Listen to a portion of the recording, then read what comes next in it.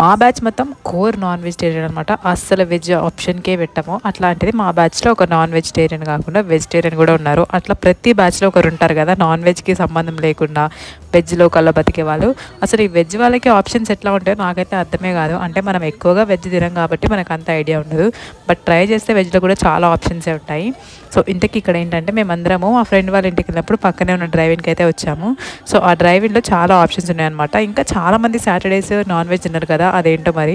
So అలా మా ఫ్రెండ్స్లో కూడా ముగ్గురు అయితే నాన్ వెజ్ తిన్నారు అనమాట. సో వాళ్ళ కోసం వెజ్ ఆర్డర్ చేసి మేమైతే నాన్ వెజ్ ఆర్డర్ చేసుకున్నాము. ఇంకా ఏంటిదంటే మేము తిన్న తర్వాత కొంచెం ఎక్సర్సైజ్ ఉండాలి కదా అని చెప్పేసి ఇక్కడైతే డ్యాన్స్ వేస్తున్నాము.